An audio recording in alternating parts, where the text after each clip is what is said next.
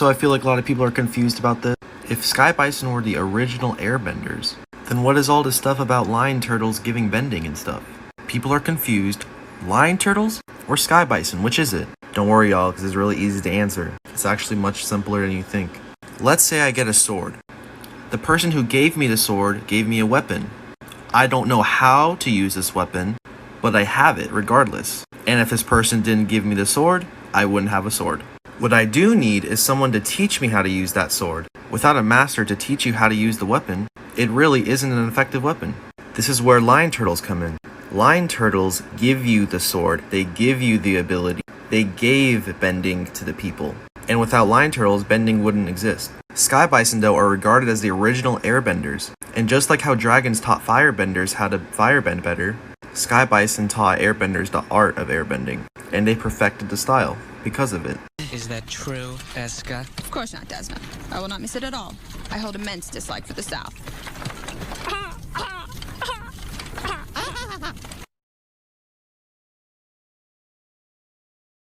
I'm sorry, but if Korra is such a bad avatar, then explain this. And this. And most of all, explain this. If she's such a bad avatar, then why are her boobies so huge and she's so buff? In the ancient past, airbenders were able to fly because they did not have earthly attachments. In ancient times, air nomads did not make a relationship with the Sky Bison yet. Air being the element of freedom, they were able to fly. It was only after they discovered Sky Bison, their new companion, that they had earthly attachments, which prevented them from flying. A visual marker can be seen for this when their tattoos change.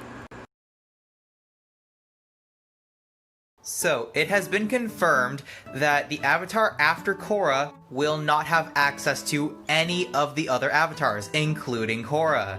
And after that avatar dies, I'm pretty sure the one after them will be like, why is it just the two of us?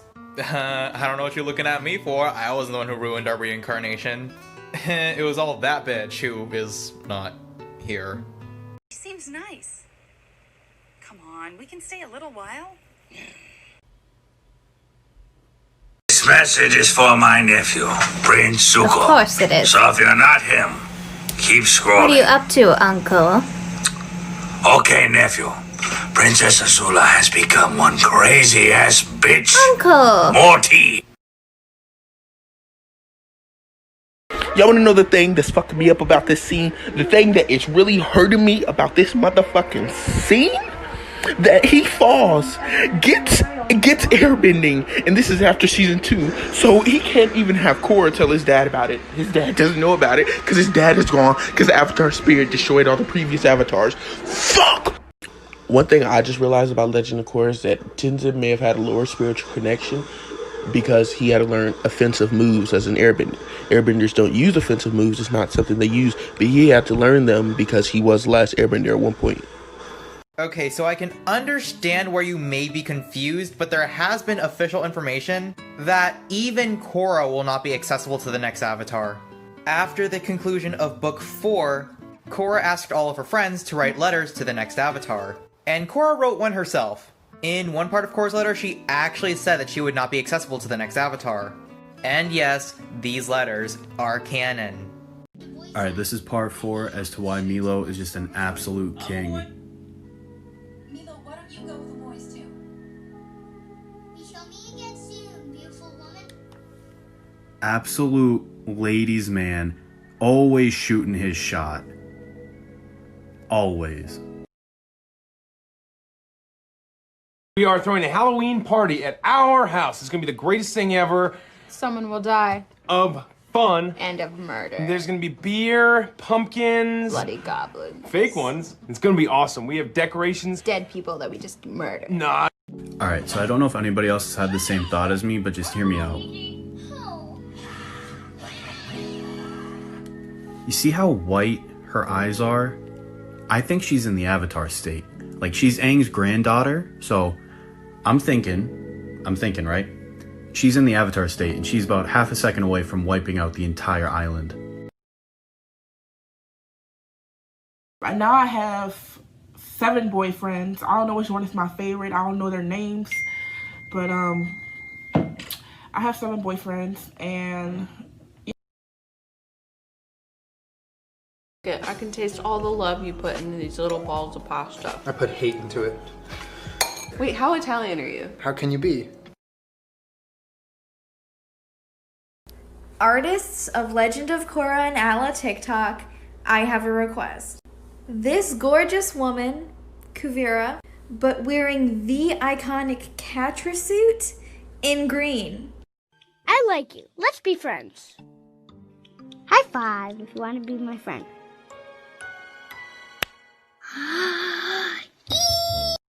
So I'm watching Legend of Korra, and I vow that we will do everything in our power to follow in your footsteps and bring harmony to the world. Now, let us anoint the master who will help lead us in our new path.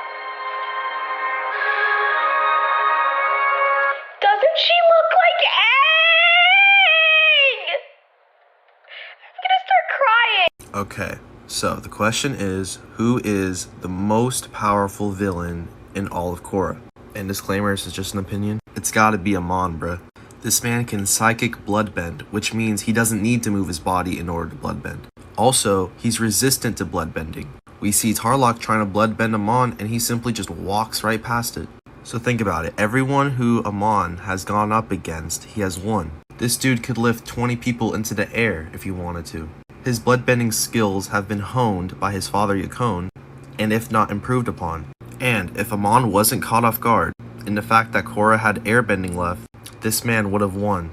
Bloodbending is so powerful, in fact, that a fully realized Avatar Aang, it's not until he went into the Avatar state where he was able to resist bloodbending. And this is what separates the Avatar from mere regular benders. And since we see that being in the Avatar state makes you immune to bloodbending, Korra really needs to get better at using the Avatar state. That point about Aang being the first Avatar to learn lightning redirection, yep, that is true. That is why he didn't die against his fight with Fire Lord Ozai. The lack of lightning redirection would have caused his early demise at age 12. And for some reason, people like to roast Korra for losing the fight against a literal dark avatar when literally Azula, a firebender, just shot lightning at Aang, and if he had died in this scene, he would have literally cut the entire Avatar cycle. And if it wasn't for the magical spirit water, this would have been the end of all avatars. And what is Aang gonna produce that Korra can't simply just deflect right out of the way? There is nothing Aang's gonna do that is gonna be more powerful than this spirit blast. This is a super weapon. But to be honest, everything is just speculation. They're both very powerful avatars. And I don't doubt Aang's capabilities. I just think Korra's more well-rounded. I don't even know what to say, bro. My followers, my fans, y'all some smart people. This is crazy, dude. The water tribes, the southern and the northern, make a sort of yin-yang shape, if you can notice. This is the yin-yang symbol, and it's supposed to represent balance. This symbol is often associated with two parts becoming whole. One cannot exist without the other. The water tribes are indeed united. Even Katara refers to the northern water tribe as the sister tribe. Both of these water tribes are sisters. And notice they have the shapes of yin yang, and they exist in a perfect balance. One's on the north pole, one's in the south pole. They live together in balance and harmony, and the duality of it all is just mesmerizing to me. Love you all fans, keep it up. Join Discord.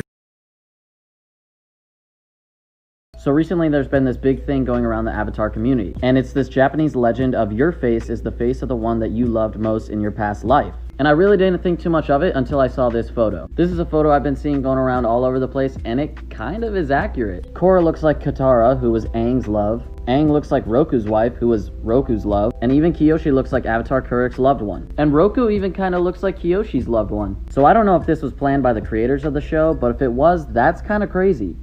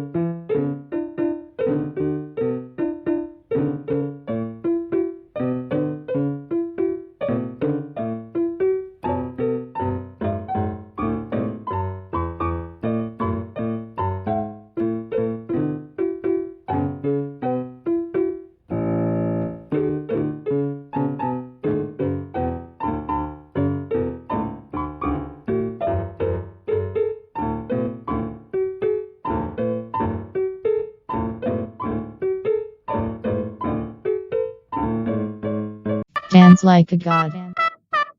Dance like a god.